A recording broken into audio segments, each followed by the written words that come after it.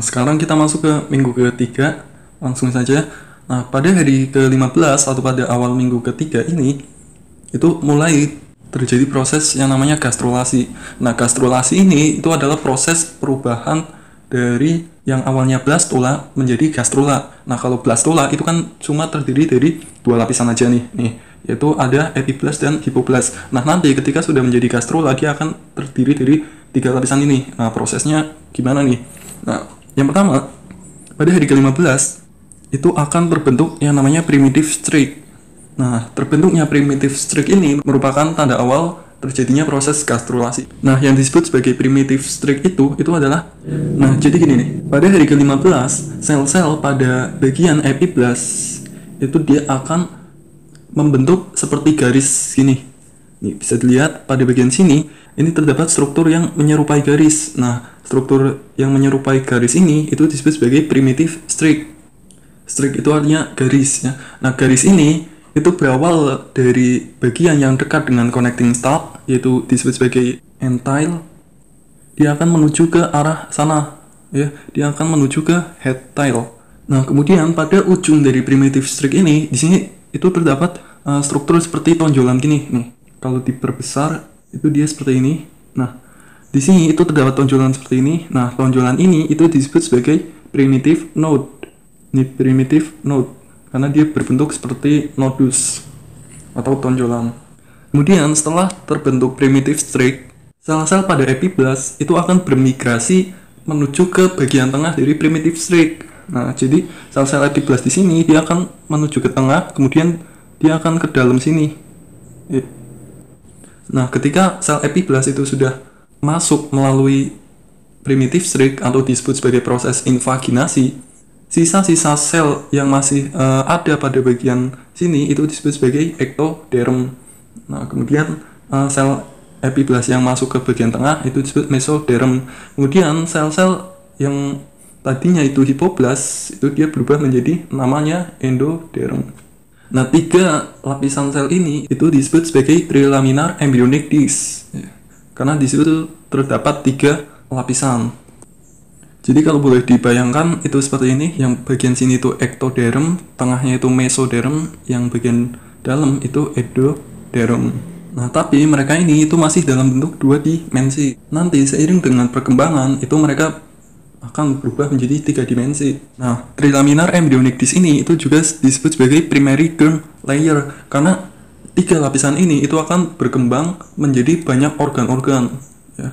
Nah, perkembangannya itu apa aja? Bisa dilihat pada tabel ini. Nah, yang perlu kalian ketahui juga bahwa endoderm dan juga ectoderm itu dia adalah sel epitel. Sedangkan pada bagian mesoderm, dia bukan epitel, tapi dia sudah berdiferensiasi menjadi jaringan ikat atau disebut juga mesenchyme. Nah, makanya mesoderm ini nanti dia berkembangnya menjadi jaringan-jaringan ikat nih, seperti skeletal muscle, cardiac muscle, ya pokoknya jaringan ikat semua, tulang, darah. Kemudian kalau yang endoderm sama ectoderm, dia nanti membentuk organ-organ yang merupakan diferensiasi dari sel epitel ya. Seperti nih, ini kan epitel. Kemudian yang ectoderm juga epitel ya. Meskipun ada beberapa organ yang merupakan modifikasi dari epitel seperti nervous system, lensa, kornea, dan lain-lain, bisa dibaca sendiri. Nah, kemudian masuk ke hari ke-16. Nah, pada hari ke-16 ini, yang pertama terjadi perkembangan prosesus notochord. Nah, jadi gimana tuh? Jadi, masih ingat nggak? Tadi kan pada bagian ujung dari primitive streak itu kan ada yang namanya primitive node. Nah, primitive node ini pada hari ke-16, dia akan berlubang, kemudian dia akan membentuk suatu tabung berongga kayak gini. Nah, tabung berongga ini itu disebut sebagai prosesus notochord. Jadi kan tadi yang sebelah sini itu kan sudah berisi dengan sel-sel mesoderm ya karena adanya invaginasi tadi. Nah, sebelah sini itu terbentuk prosesus notochord. Nah, prosesus notochord ini dia berongga nih. Dia bukan tabung padat. Dia masih berongga karena nanti dia akan memadat nanti tapi. Nah, kemudian juga terjadi perkembangan oropharyngeal membran dan cloacal membran. Jadi, pada bagian sini, pada bagian depan dan belakang dari prosesus notochord tadi itu ada daerah di mana hanya terdiri dari ektoderm dan endoderm saja, ya. Nah, daerah ini itu disebut sebagai membran. Nah, di sini ada dua, yaitu ada oropharyngeal membran dan cloacal membran. Nah, kalau oropharyngeal membran itu nanti dia akan membentuk bagian mulut seiring dengan perkembangan. Kalau yang cloacal membran nanti dia akan membentuk anusnya, ya. Kemudian juga terjadi perkembangan allantois. Jadi, pada minggu ini, pada bagian yolk sac, dia akan terjadi penjorokan menuju ke connecting stalk. Nah, penjorokan dari yolk sac menuju ke connecting stalk itu disebut sebagai allantois, ya, sini. Allantois ini pada hewan-hewan mamalia termasuk kita, ya, itu tidak berguna saat masa embrio ini. Sedangkan kalau pada hewan non mamalia itu allantois ini digunakan untuk pertukaran gas, ya. Tapi allantois ini seiring dengan perkembangan nanti dia akan menyusun urinary tract, ya. Lanjut, hari ke-17 sampai ke-22. Nah, pada hari-hari ini itu yang pertama terjadi pembentukan dan perkembangan dari neural plate. Jadi masih ingat dengan ektoderm, ya. Jadi gambar ini itu representasi dari gambar ini yang dibelah segini nih. Nah, dibelah kemudian dilihat dari arah sini, ya. Ini itu adalah ektoderm yang biru, yang tengahnya itu mesoderm dan bagian paling akhirnya itu endoderm. Nah, pada hari ke-17 ini, prosesus notochord itu sudah berubah menjadi notochord. Nah, bedanya antara prosesus notochord dengan notochord itu, kalau prosesus notochord, dia itu berongga, ya, dia berongga kayak gini, sedangkan kalau yang notochord saja tanpa ada prosesusnya, dia sudah padat, tidak berongga. Kemudian ini mesoderm yang tadi sudah dibentuk. Nah, pada bagian ektoderm ini, di sini dia akan terdapat suatu gundukan sel kayak gini pada hari ini. Nah, gundukan sel ini itu disebut sebagai neural plate. Nah, bentuknya itu seperti ini nih. Nih, neural plate. Nah, bisa dilihat di sini kan terdapat struktur seperti ini, ya kan? Nah, struktur ini itu lebih tebal daripada daerah lainnya. Nah, daerah yang lebih tebal ini disebut sebagai neural plate. Kemudian setelah terbentuk neural plate itu akan terbentuk neural fold dan juga neural groove. Nah, maksudnya gimana nih? Jadi, neural plate ini itu akan membentuk gelombang seperti ini. Ini ada bukit, lembah, bukit. Nah, dua bukit ini itu disebut sebagai neural fold, sedangkan lembahnya itu disebut sebagai neural groove. Itu terjadi pada hari ke-19. Kemudian sampai hari ke-20 sudah semakin matang, yaitu neural groove yang itu semakin dalam, ya. Dia semakin dalam. Nah, lama-kelamaan neural groove yang semakin dalam ini dia akan berpisah dengan neural fold, sehingga neural fold-nya itu ini dengan ini saling bergabung dan menyisakan suatu lubang di bawah. Nah, lubang ini itu disebut sebagai neural tube, yang awalnya dia adalah neural groove.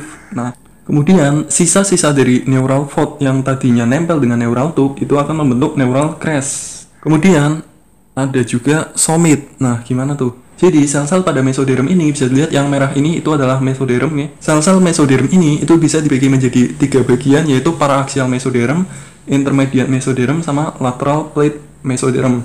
Nah, pada bagian paraaksial mesoderm itu pada hari ke-20 itu akan berdiferensiasi menjadi somit. Nah, somit itu apa nih? Somit ini dia merupakan cikal bakal dari otot-otot, kemudian dermatom dan sklerotom. Nah, pada hari ke-22 di sini dia terdapat 3 lembaran gini nih. 1, 2, 3. Nah, lembaran-lembaran pada somit ini itu nantinya akan membentuk 3 ini, ya, dermatom, miotom, sklerotom. Kalau miotom itu nantinya akan membentuk otot-otot, dermatom membentuk kulit, sklerotom membentuk tulang-tulang. Kemudian karena terbentuknya somit ini pada bagian lateral plate mesoderm yang tadi, yang ini dia akan terbelah menjadi 2. Ya, dia akan terbelah menjadi 2, menjadi somatic mesoderm sama splenic mesoderm. Nah, antara somatic mesoderm dengan splenic mesoderm pada bagian tengah-tengahnya itu terdapat rongga, ya kan? Ini kan. Nah, rongga ini itu disebut sebagai intraembryonic cellum, ya. Bukan ekstra, ya. Kalau ekstra sudah terbentuk dari awal. Nah, kemudian pada minggu ketiga ini yang juga penting itu terjadi perkembangan sistem kardiovaskular. Jadi, karena adanya rangsangan angiogenik, ya, angio itu artinya pembuluh darah, genik itu artinya pembentuk.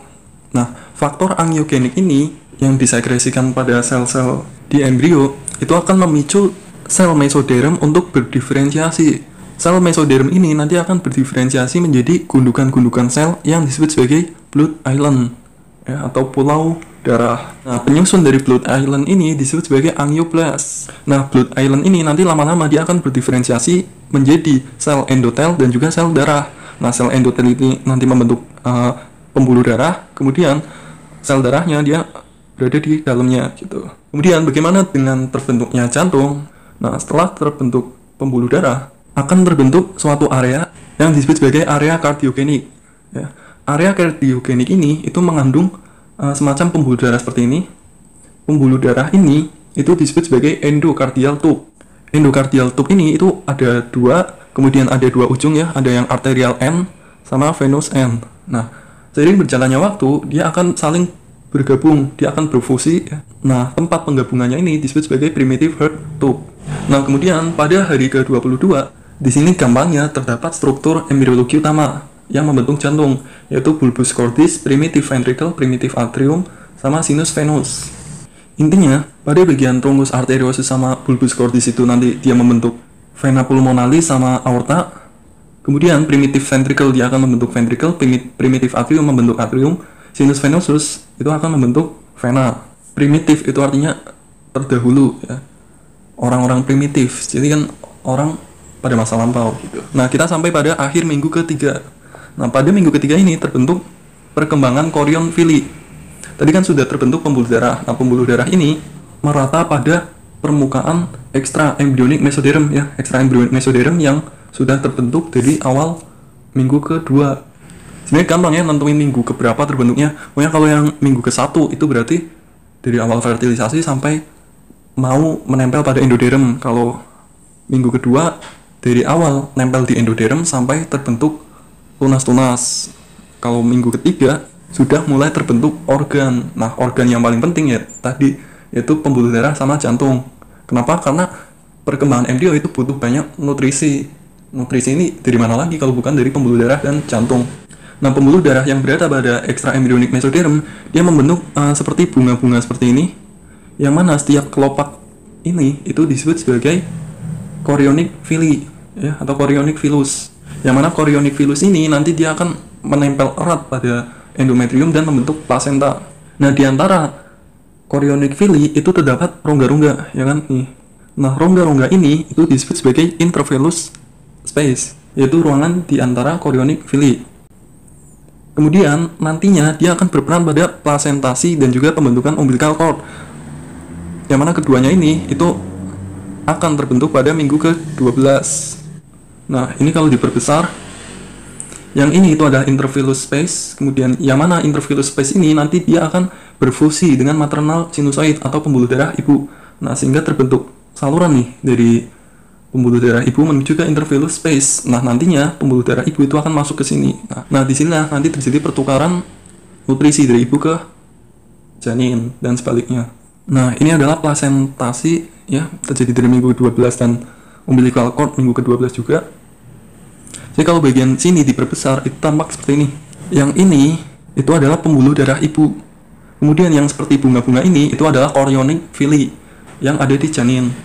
Nah, pembuluh darah ibu ini dia berada pada intravillus space. Ya, dia berada pada ruangan di antara chorionic villi.